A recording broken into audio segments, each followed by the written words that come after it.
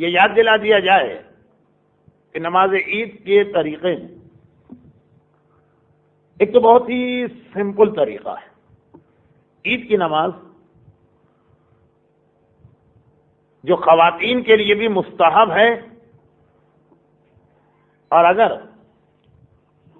Tool hotel کی اس مسجد کی طرح کا ماحول ہو کہ جہاں خواتین اپنے پورے پردے کے ساتھ آ سکتی ہیں تو مسجد میں آ کے پڑھنا بھی مستحب ہے.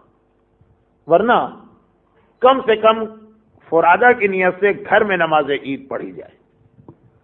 جمعے کی نماز فرادہ کی نیت سے نہیں ہو سکتی ہے، عید کی نماز فرادہ کی نیت سے ہو سکتی ہے.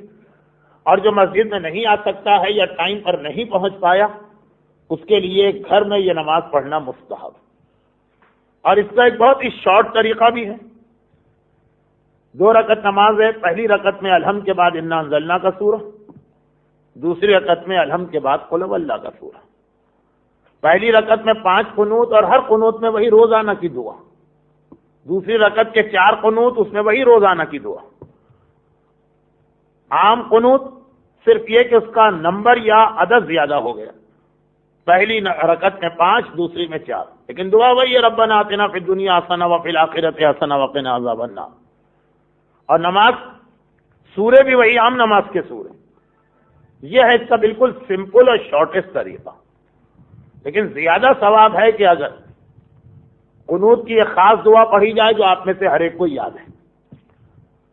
ویسے یاد نہ ہو تو جب امام پڑھنا شروع کریں گے تو یاد آتا جائے گا کہ اب یہ جملہ ہے، اب یہ جملہ. اور پہلی رکعت میں سورہ والشمس وضحاہا، سورہ اعلی اور سورہ غاشیہ، یہ 3 سورے ہیں. ان میں سے کوئی 2 سورے اس نماز میں پڑھنا چاہیے، یعنی ثواب. دوسری رکعت میں تو سورہ والشمس پڑھا جاتا ہے جس کی میں نے آیت کی تلاوت کی. پہلی رکعت میں کچھ امام سورہ غاشیہ پڑھتے ہیں، کچھ امام سورہ سبح اسم ربک الاعلی.